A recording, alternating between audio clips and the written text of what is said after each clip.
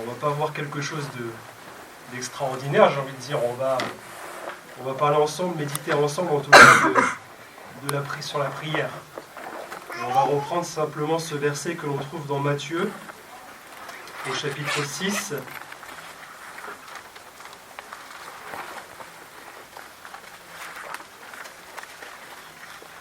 Matthieu, chapitre 6, verset 5.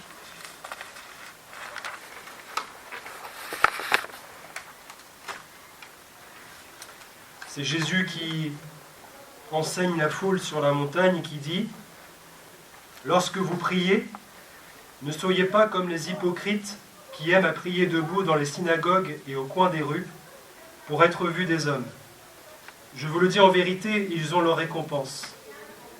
Mais quand tu pries, entre dans ta chambre, ferme ta porte et prie ton Père qui est là dans le lieu secret, et ton Père te le rendra. En priant, ne multipliez pas de vaines paroles comme les païens qui s'imaginent qu'à force de paroles ils seront exaucés. Ne leur ressemblez pas, car votre Père sait de quoi vous avez besoin avant que vous le lui demandiez. Voici donc comment vous devez prier. Notre Père qui es aux cieux, que ton nom soit sanctifié, que ton règne vienne, que ta volonté soit faite sur la terre comme au ciel. Donne-nous aujourd'hui notre pain quotidien, pardonne-nous nos offenses comme nous aussi. Nous pardonnons à ceux qui nous ont offensés. Ne nous induis pas en tentation, mais délivre-nous du malin, car c'est à toi qu'appartiennent dans tous les siècles le règne, la puissance et la gloire. Amen. C'est vrai que la prière est quelque chose qui, normalement, je suppose, vous est connu. C'est quelque chose de simple, la prière, mais dans sa simplicité, elle est parfois, non pas complexe, mais elle est parfois un peu difficile à cerner. Et il y a vraiment une profondeur spirituelle dans la prière. Et en introduction, je dirais ça, même si c'est une simple parole que l'on va faire monter vers le Seigneur, il faut vraiment saisir, comprendre qu'il y a, in fine, au bout, quelque chose qui, évidemment, est une récompense pour le chrétien, mais c'est l'exaucement. Et le but de la prière, c'est de rendre gloire à Dieu. Le but de la prière, c'est que le Seigneur Jésus soit glorifié, que Dieu notre Père soit élevé, soit honoré. Alors, le Seigneur ce matin nous rappelle simplement que la prière est quelque chose de primordial dans la vie du chrétien, dans la vie de la chrétienne. Et je disais, c'est quelque chose de simple, mais je crois que le malin, le diable, l'adversaire, notre ennemi, il sait très bien que la prière est quelque chose de redoutable, à la fois pour lui, mais évidemment pour, entre guillemets, son royaume. Il sait très bien que la prière, c'est le fer de lance de l'Église, et que sans la prière, finalement, l'Église n'aurait pas de force, quelque part, n'aurait pas de puissance. Elle ne pourrait pas exercer ce ministère dont le Seigneur lui demande de faire. Et au travers de ce verset 6, il y a vraiment pour chacun de nous un enseignement. Et le Seigneur, finalement, dans sa parole, nous instruit, il nous montre comment est-ce que nous devons faire pour pouvoir le prier.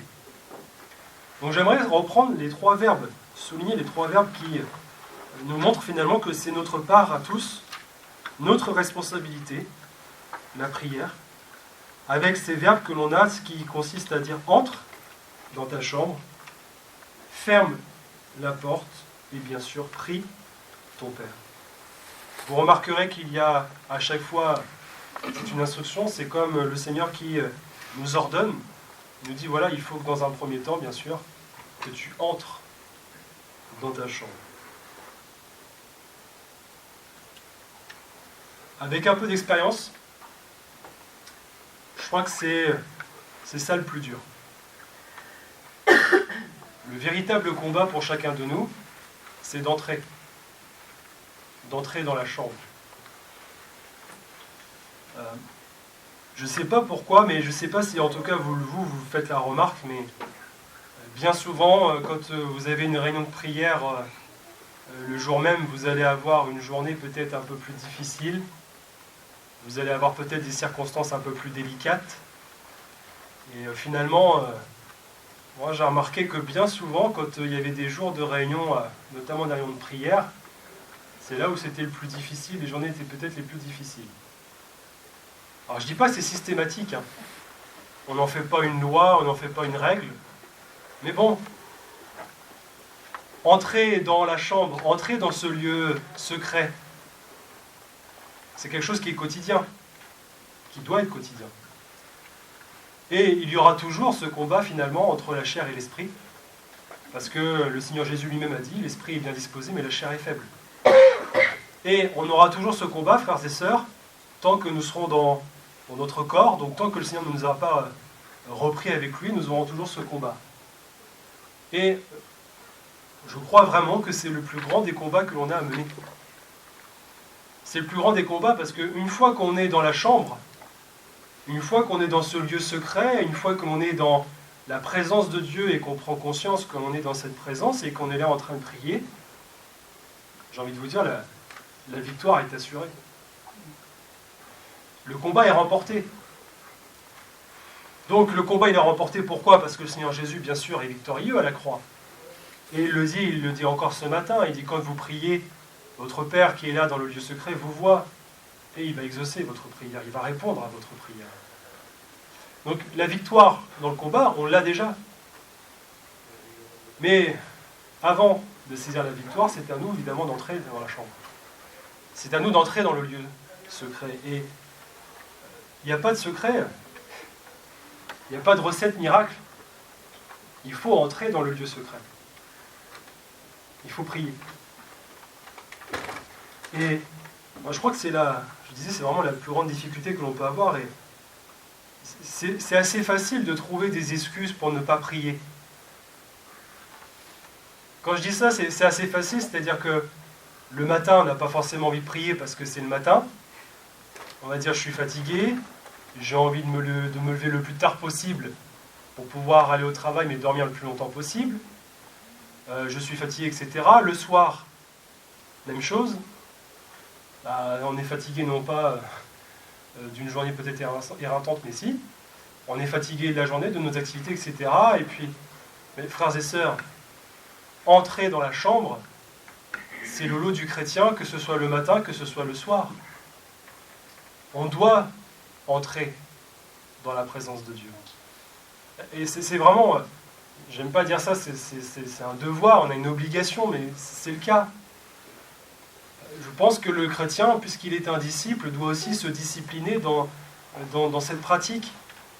Je ne dis pas, il y a des circonstances qui peuvent être assez particulières parfois, et on ne peut pas forcément avoir ce temps vraiment pour prier le Seigneur, etc.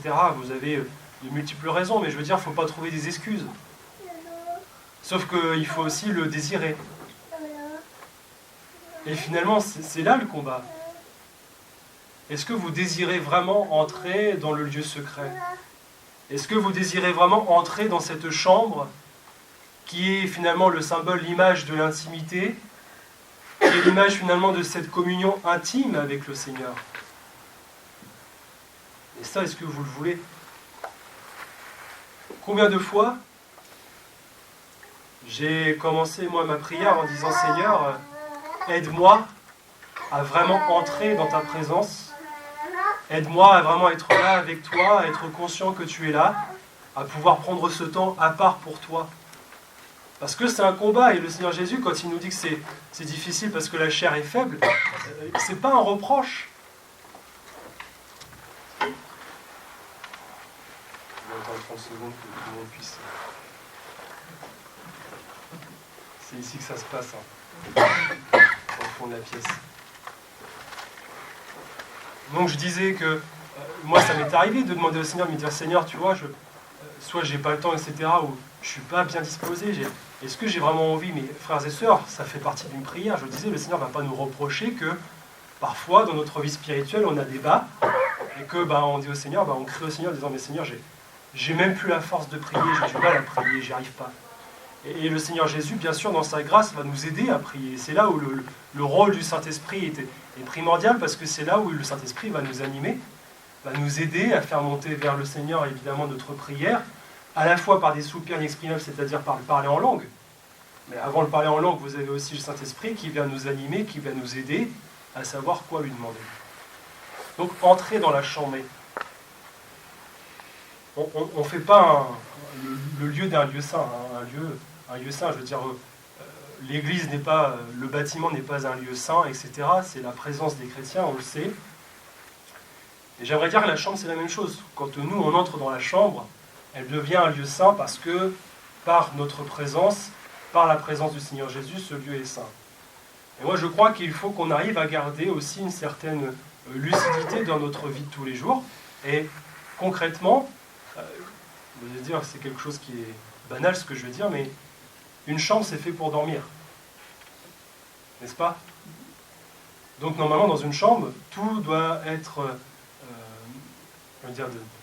tout doit être fait de manière à ce que le sommeil puisse être favorisé, etc. La chambre, quand il est question de la prière, c'est la même chose. On doit mettre en ordre notre chambre, ce lieu secret, pour que eh bien, on puisse être vraiment à l'écoute de Dieu. Et ça veut dire quoi? Ça veut dire que parfois, on est dans un monde, voilà, le téléphone est devenu un outil de tous les jours, etc. On l'a presque greffé à la main. Mais ça veut dire aussi d'être en mesure de, par exemple, de couper le téléphone, de couper les écrans, de couper peut-être des choses qui vont nous détourner. Vous voyez, c'est bête, mais je le fais aussi moi-même. Parfois, je veux dire, je suis dans mon temps de prière et j'ai pas fait attention, mon portable il est à côté, et puis je l'ai laissé sur vibreur, il vibre. On sort de la présence de Dieu, notre esprit est tout de suite pris par le portable en se disant tiens, c'est quoi? Est-ce que c'est un message? Est-ce que c'est une notification, etc. Donc, alors, il y a l'exemple du portable, mais on pourrait prendre tout autre type d'exemple. En fait, vous avez des choses, des objets parfois qui peuvent nous détourner de la présence de Dieu. Et je crois que, quand on prend même l'enseignement sur comment le modèle du tabernacle, le modèle du temple, etc. Dans le temple, dans le tabernacle, tout ce qui était présent dans ces lieux était destiné à l'adoration, était destiné à la louange, était destiné finalement au sacrifice, donc au culte pour Dieu. Et il n'y avait rien d'autre. Il n'y avait rien d'autre. Alors, encore une fois, je ne dis pas que c'est forcément péché si vous prenez le téléphone avec vous, si vous avez un radio-réveil, etc. Mais la chambre, qui est ce lieu d'intimité, elle doit être propice à la prière. Et donc, en tant que disciples, on doit aussi, nous, faire en sorte que dans cette chambre, rien ne nous détourne de la prière. Et ça se prépare, ça se travaille. Et ça, frères et sœurs, c'est quelque chose qui est vraiment concret. Et encore une fois, il ne faut pas se culpabiliser si, je ne dis pas que c'est forcément péché, encore une fois, d'avoir tel ou tel objet dans la chambre. C'est pas ça, c'est loin de tout ça, mais c'est de comprendre qu'il faut aussi, nous, qu'on soit en mesure d'entrer dans la chambre et d'être capable de dire, je sais que dans cette pièce, dans ce lieu-là, je ne vais pas avoir mon esprit qui va être détourné de la présence de Dieu, de la prière. De même que quand on prie, on n'a pas besoin d'une musique pour prier. Je le dis parce que j'ai eu le témoignage notamment, mais un autre frère qui disait, il préparait une colonie de vacances, et puis il a eu plusieurs jeunes animateurs, etc., qui venaient de diverses églises, etc., et il disait, il a rencontré un jeune, et il disait, c'était incroyable, mais le jeune disait, mais je vous admire de pouvoir prier sans musique. Il disait, mais comment ça? Et parce qu'aujourd'hui, vous avez un enseignement, où vous avez dans des églises ce genre de choses, où soi-disant, la musique, elle élève l'âme, donc il faut avoir une certaine musique derrière pour prier. Et vous avez parfois aussi dans les prédications, quelqu'un qui va jouer du piano derrière, etc. Mais, frères et sœurs, ça, ce sont des bruits. L'apôtre Paul le dit, c'est comme une cymbale qui retentit. C'est un airain qui résonne, c'est quelque chose qui est inutile, c'est quelque chose qui ne sert à rien, et qui au contraire nous détourne du Saint-Esprit, vraiment d'avoir ce cœur pour le Seigneur, de la voix du Seigneur.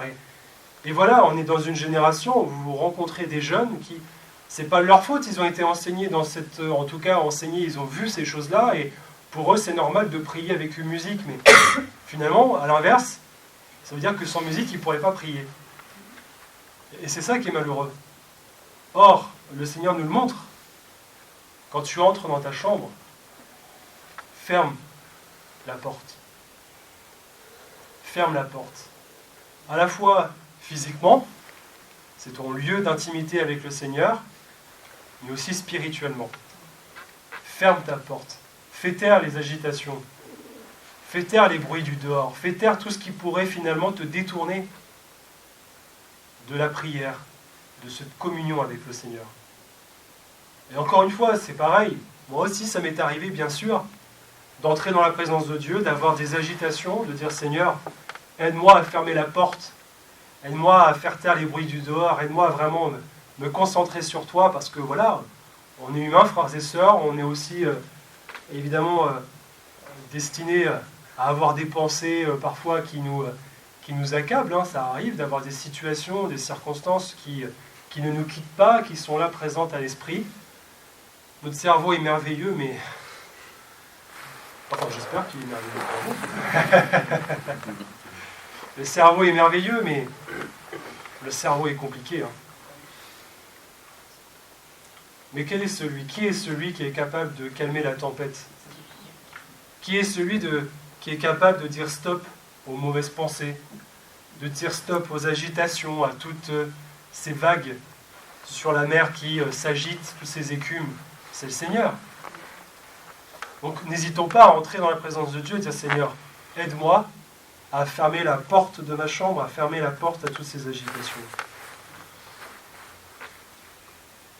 Oui, quand tu entres dans ta chambre, si tu as eu le désir, si tu l'as fait, ferme la porte derrière toi. Il n'y a personne d'autre qui doit entrer après toi. Alors bien sûr, la prière du couple, prier à deux, c'est important. C'est nécessaire pour un couple. Je veux dire, on peut pas imaginer, le Seigneur en tout cas ne le montre pas comme ça, mais on ne peut pas imaginer qu'un couple ne prie pas ensemble. Je dis, si vous ne le faites pas, je vous encourage à le faire. C'est important. Pourquoi? Parce que déjà Jésus a dit, lorsque 2 ou 3 sont assemblés en mon nom, je suis au milieu d'eux. Donc si vous êtes 2, c'est suffisant, Jésus est là, au milieu de vous. Et combien de fois c'est arrivé de prendre conscience de ce verset quand on est à 2 avec Florence en train de prier, de saisir, que de se dire, mais voilà, la foi, c'est ça, c'est de dire Jésus est là, présent au milieu de nous. Alors évidemment, quand on utilise ce verset, on l'emploie lorsqu'on est réunis en assemblée, et on a raison de le faire, mais c'est important pour un couple. Parce que l'un et l'autre, on a divers besoins, mais évidemment, le couple aussi a un besoin, comment dirais-je, uni. Hein, on a les mêmes besoins aussi, et de toute façon, c'est comme ça que le Seigneur enseigne. Adam ne peut pas être sans Ève, ils sont ensemble, unis dans une même chair, donc il faut qu'ensemble, ils soient capables de prier ensemble. Et là où aussi, il ne faut pas non plus garder la prière comme ça, en disant il faut forcément prier à 2. Le Seigneur montre aussi que l'homme, la femme, doit se séparer dans la journée pour vaquer à la prière. Donc d'un commun accord, ils se disent, ben voilà, il y a un moment où il faut que chacun en ait aussi notre intimité avec le Seigneur. Donc, chérie, excuse-moi. Ah non, tu ne m'excuses pas. Chérie, je vais m'isoler pour pouvoir prier. Ça, c'est normal. Ça, c'est aussi la vie de couple où chacun doit aussi avoir son temps avec le Seigneur, son intimité, sa communion avec le Seigneur. Et je crois que 1 plus 1 égale 1. Si la femme, le mari, est en communion avec Dieu, chacun, pour leur part, leur désir se porte vers le Seigneur, leur désir se porte vraiment à faire la volonté de Dieu, et si tous les deux sont dans cette même optique, le Seigneur, évidemment, est présent au milieu de ce couple, au milieu de ce foyer. Et là, vous avez une œuvre que le Seigneur fait. Vous avez le Saint-Esprit qui travaille, le couple qui travaille l'un et l'autre. Et ça, c'est vraiment aussi un couple à la gloire de Dieu. Alors, j'ai conscience aussi que, en disant cela, malheureusement, mais certains, certaines ne peuvent pas forcément vivre ces choses avec leur mari, avec leur épouse. Mon frère, ma soeur, ne soyez pas tristes quand même. Ça ne vous empêchera pas, vous, d'avoir votre communion avec le Seigneur. Ça ne vous empêchera pas, vous, d'avoir justement ce temps dans ce lieu secret avec le Seigneur. Et de croire que ce temps viendra. Où vous pourrez être à deux, à prier le Seigneur, à le louer, à vivre cela. C'est là aussi le but de la prière dans ce lieu secret. Le Seigneur veut sauver tous les hommes. Le Seigneur veut sauver le mari, la femme. Et si aujourd'hui votre mari, votre femme n'est pas encore au Seigneur, eh bien votre combat c'est de toujours faire confiance au Seigneur, d'entrer dans ce lieu et de toujours dire Seigneur voilà, j'aimerais qu'un jour je puisse de nouveau peut-être entrer dans la présence, dans ta présence avec mon mari, avec ma femme. Et le Seigneur, ce sera mon dernier point, mais je le développerai tout à l'heure, le Seigneur, il entend, il voit votre prière. Et il l'exaucera. Parce que c'est sa parole, il le dit. Question de foi. C'est ça le combat aussi. Le combat pour la foi, le combat de la foi, c'est de croire ce qui est écrit, de saisir cette foi, même si aujourd'hui on ne voit pas encore les choses se faire. Donc, entre dans ta chambre, ferme la porte de ta chambre. Je l'ai enseigné aux jeunes, en tout cas, il n'y a pas si longtemps que ça, mais la prière, c'est un combat. Et moi, je crois qu'on a aussi des combats qui se font dans le lieu secret, c'est-à-dire qu'ils ne se font pas à la vue de tous. Et quand on prend l'exemple notamment de David, qui, lorsqu'il s'est retrouvé face à Goliath, en tout cas lorsqu'il a entendu Goliath proférer ses insultes contre l'armée d'Israël, et qu'il faisait comprendre à tous en disant « Mais qui est-il » Alors, je reprends les textes, ce chien il vient pour insulter l'armée du Dieu vivant. On va lui dire un peu « Mais qui tu es, toi, David ?» Et David, il va avoir cette expérience avec le Seigneur. Il va dire « Moi, c'est vrai, je suis qu'un simple berger, mais j'ai combattu le lion et j'ai combattu l'ours. » Et ça, frères et sœurs, c'est notre combat chacun personnel, spirituel, qui se fait dans le lieu secret. Et je vais dire, le Seigneur aussi nous prépare à cela dans ce lieu secret. David, avant d'aller combattre Goliath, il a fallu qu'il combatte le lion et l'ours. Et Dieu est un Dieu d'ordre. Le Seigneur, il sait ce qu'il fait, et lorsqu'il va nous amener dans des combats, peut-être qu'un combat va nous préparer à un autre combat, plus dur, plus rude, mais au travers de ce premier combat, il va nous donner les armes qu'il faut, comme un entraînement finalement, un entraînement spirituel pour pouvoir résister, pour pouvoir tenir ferme, pour pouvoir tenir bon. Et n'ayons pas peur non plus de connaître ces combats. Je crois que d'aller chercher une brebis dans les pattes d'un lion, dans les pattes d'un ours, essayez au zoo. Allez dans un zoo et descendez dans l'enclos d'un ours ou d'un lion. Rien que déjà de le faire, il faut avoir du courage, mais en plus d'aller chercher la bête pour... Et là, vous avez le courage de David. Mais comment est-ce que David il a pu faire ça? Mais parce que David, il avait foi en Dieu. Derrière son, j'ai envie de dire un petit peu son innocence, David, il faisait les choses parce qu'il avait un cœur pour le Seigneur. Je disais tout à l'heure, il faut le vouloir, mais la prière, c'est la même chose. Quand on aime le Seigneur, on aime sa présence, on aime lui parler, on aime lui raconter notre journée, lui raconter tout ce qu'on a fait, même s'il le sait. David, je crois, il avait aussi ce désir avec le Seigneur de raconter ses journées, de parler à Dieu, etc. Et pour lui, lorsqu'il y avait un combat, lorsqu'il y avait quelque chose qui n'était pas normal, il ne s'apitoyait pas en disant « Oh là là, j'ai perdu un agneau, j'ai perdu une brebis, comment je vais faire ?» Non, lui, il courait. Il allait chercher l'agneau, la brebis dans les pattes de l'ours, dans les pattes du lion, dans la gueule du lion. Et ça, frères et sœurs, c'est ça aussi être chrétien. De ne pas avoir peur du combat. De ne pas se laisser faire.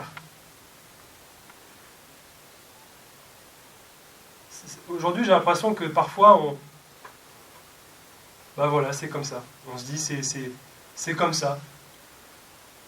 Et comme si on subissait la chose et on se laisse faire. Enfin, je parle aussi spirituel, hein, spirituellement parlant. Hein. Mais non. Non, le Seigneur nous a donné cette force par son esprit, cette puissance par son esprit, de pouvoir prier, de pouvoir lire la parole de Dieu, d'avoir des armes spirituelles pour aller combattre. Le Seigneur nous appelle à combattre. Il ne nous appelle pas à être sauvés et à attendre sur notre chaise que le temps passe, à faire nos activités à droite à gauche. Le Seigneur ne nous prédestine pas à passer notre vie ici-bas dans le confort, à attendre patiemment que le Seigneur revienne ou alors que nous mourions. Non. Il y a des combats spirituels. Et ça, qu'on le veuille ou non, vous avez deux types de chrétiens, encore une fois, ceux qui effectivement ont conscience de cela, et qui vraiment prennent part à ce combat, et vous en avez d'autres qui se justifient en disant de toute façon c'est comme ça, moi je fais ma vie, je suis au Seigneur, puis voilà, les autres un petit peu, je laisse les combats spirituels pour les autres. Il y a quelque chose qui n'est pas normal quand c'est comme ça. Un chrétien et une chrétienne ne peut pas être ainsi. Spirituellement, c'est-à-dire qu'il manque quelque chose. Encore une fois, il faut être équilibré dans le sens où vous avez des périodes dans la vie, des circonstances qui font que on va être spirituellement plus ou moins, concentré, plus ou moins concerné, mais ça, il faut faire la part des choses entre ça et l'état spirituel de quelqu'un qui, depuis qu'il est converti, n'a jamais eu à cœur de prier, n'a jamais vécu ce temps de communion avec le Seigneur, cette intimité. Quand on l'a goûté une fois, on n'a qu'une envie, c'est de la regoûter, de la reprendre. Je le dis au début de ma conversion, je me rappelle, c'était vraiment... au début, j'ai dit, c'est difficile, mais en fait, je me suis retrouvé tout seul, mais en fait, ça a été bénéfique parce que j'ai vraiment appris dans ces premiers jours, dans ces premiers mois, à voir la grâce de Dieu dans ma vie, à vraiment débuter cette relation avec le Seigneur. Mais est-ce que vous l'avez déjà vécu, ce moment avec le Seigneur? Pareil, je crois que c'est la semaine dernière, c'est tout simple, mais ma grand-mère, on en parlait, ma grand-mère m'a montré en fait un passage, je ne sais plus dans quel livre elle a lu ça, mais le témoignage d'un pasteur qui montrait que finalement, il dit, je suis dans mon bureau en train de préparer mes prédications, et son enfant, il n'arrête pas de frapper à la porte et lui demander quelque chose, etc. Et puis il y a un jour où il frappe à la porte, il dit entre, il s'assoit à côté, puis il dit rien. Il dit, t'as rien à dire, etc. Aujourd'hui, t'as rien à demander. Il dit non. L'enfant répond, j'ai juste envie d'être avec toi. Et ce pasteur dit, il dit, est-ce que nous, c'est pas pareil avec le Seigneur? Parfois, on entre dans notre chambre pour lui demander des choses, c'est vrai. Ça m'a interpellé, je me dis, c'est vrai. On va demander au Seigneur, puis parfois, on n'a pas besoin de demander au Seigneur. Tout va bien, j'ai tout ce qu'il me faut, Seigneur, mais je veux juste être avec toi. C'est quoi être avec le Seigneur? C'est peut-être être assis dans son fauteuil, son canapé, dans son lit, et puis tout simplement penser au Seigneur. Tout simplement lire la parole, s'arrêter, penser au Seigneur, se laisser un petit peu, C'est pas de la paresse, ça. C'est pas de la paresse. C'est un temps de communion, d'intimité avec le Seigneur. Parfois, on n'a pas besoin de parler avec le Seigneur. Parfois, on peut simplement se tenir dans sa présence. Alors, c'est sûr que c'est plus difficile quand vous avez la télé d'allumer. C'est plus difficile quand vous avez un ordinateur, quand vous avez le portable, etc. Mais ça, c'est à nous de nous discipliner là-dessus. Encore une fois, on marche avec le Seigneur, on progresse avec le Seigneur, et il y a des choses qu'on ne comprend pas quand on est jeune, qu'aux jeunes convertis, qu'on saisit après. Et moi, je me souviens, c'est vrai, quand mon pasteur, donc Gilles, quand il disait, il dit, lui, les films, tout ça, ça l'intéressait plus. Il dit, des fois, je me rappelle même un échange avec un frère qui me disait qu'il avait pris le temps, il était vraiment pour le Seigneur, le service, etc. Puis à un moment, il a pris un temps en disant, je vais me prendre 1h30 pour regarder un film, au fait, ou un documentaire, je ne sais plus. Et il me dit, à la fin, il a eu ce sentiment, au bout d'1h30, Il s'est dit, mais au fait, Seigneur, j'ai perdu 1 heure et demie.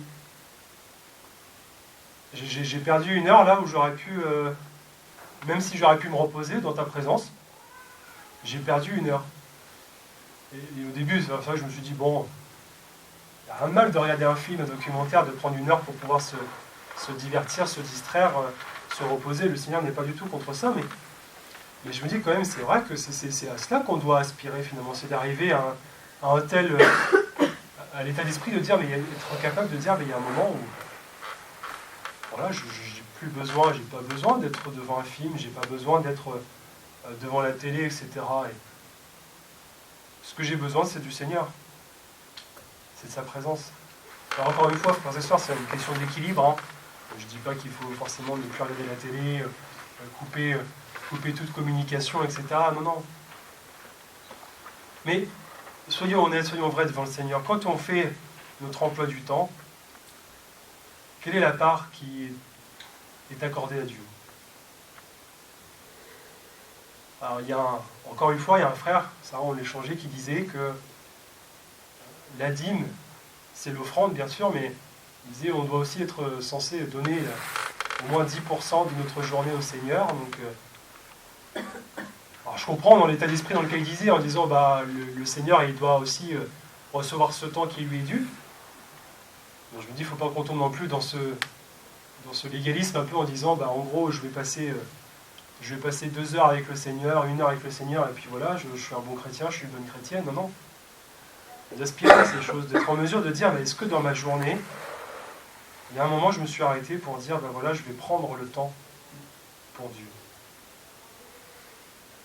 Et après, vous avez, si on ne le fait pas, il ne faut pas s'étonner que déjà spirituellement ça n'aille pas trop. Et il ne faut pas s'étonner que dans notre journée, après, quand on va avoir des épreuves, des difficultés, qu'on va se sentir totalement dépassé. Combien de fois c'est arrivé où le matin on prie le Seigneur? Il y a même un cantique qui le dit que le matin, même si c'est un ciel sans nuages, une belle journée qui s'annonce, pourtant on peut avoir dans la journée quelque chose qui se prépare, un orage, une tempête, et il n'y a que dans la prière qu'on va le savoir. Un verset que le Seigneur va nous mettre sur le cœur, une pensée, etc., qui va dire bah, tiens, c'est bizarre, pourquoi je pense à ça? Pourquoi Seigneur tu m'interpelles là-dessus? Et le Seigneur finalement il nous prépare à cette journée. Mais ceux qui ne le font pas, à quel moment le Seigneur peut vous avertir? À quel moment le Seigneur peut vous reprendre? S'il le faut, parce que le Seigneur aussi nous reprend dans son intimité avec lui. Et je crois qu'il y a aussi des chrétiens qui, exprès, ne passent pas ce temps dans le lieu secret parce qu'ils savent très bien où ils en sont avec le Seigneur. Et finalement, c'est comme si on n'avait pas besoin de leur dire, ils n'ont pas besoin d'avoir un peu cette remontrance du Seigneur. Ils savent très bien que s'ils passent ce temps dans la prière, ils savent que le Seigneur déjà va commencer peut-être par remettre les choses un petit peu au clair. Et vous en avez qui n'osent pas entrer dans la présence de Dieu pour ça. C'est dommage. C'est dommage. Être vrai avec le Seigneur, c'est aussi être capable de prendre ses responsabilités et de dire bah oui Seigneur. Alors, David a dit j'avouerai mes transgressions. De dire Seigneur oui, c'est vrai. Je ne te prie pas assez. De toute façon, personne ici ne prie assez. On ne peut pas. Le Seigneur dit prier sans cesse. Est-ce qu'on arrivera à prier 24 heures sur 24? Non, parce qu'il y a un moment, il faut qu'on dort. Mais ce n'est pas une question, frères et sœurs, encore une fois, de vouloir absolument dire il faut prier tant de temps, etc. Non, mais est-ce que dans ton cœur, est-ce que dans ton âme, tu ressens ce besoin vraiment de prier? Eh bien, le Seigneur te dit simplement, entre dans ta chambre, ferme la porte et prie. Même si tu sais que peut-être les premières prières, tu vas ressentir un peu cette crainte de savoir que finalement, tu vas devoir, entre guillemets, t'excuser auprès du Seigneur de ne pas venir si souvent, mais le Seigneur, et je terminerai là-dessus, le Seigneur n'est pas comme ça, le Seigneur ne va pas nous reprocher de ne pas avoir prié assez, le Seigneur nous prend tel que nous sommes. Si nous sommes sincères avec lui et que nous lui demandons pardon de ne pas assez prier, le Seigneur nous pardonne. Ton Père te le rendra. Ouais. Dieu est un Dieu juste. Et dans sa justice, eh bien, il rend à celui qui donne. La prière est vraiment un sacrifice au sens spirituel. Nous sacrifions au Seigneur notre temps, nous sacrifions au Seigneur notre personne, nous sacrifions aussi nos biens dans le sens où volontairement nous acceptons de ne pas faire certaines choses, certaines activités, pour que eh bien, le Seigneur puisse nous faire grâce, que nous puissions nous attacher aux choses d'en haut. Ça c'est un sacrifice, et le sacrifice, donc la prière, elle doit être agréable au Seigneur. Et le sacrifice, il doit être raisonnable. Bien sûr, c'est quelque chose qui nous coûte, mais ce n'est pas un dû. Dans le sens où le Seigneur ne nous doit rien. Ça, il faut qu'on comprenne aussi que le Seigneur ne nous doit rien. Et c'est une grâce.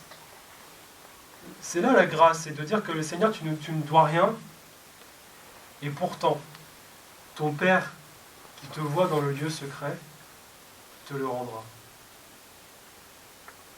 Il nous écoute, il nous entend, et il ne reste pas indifférent à nos prières. Demandez et vous recevrez, car Dieu nous aime.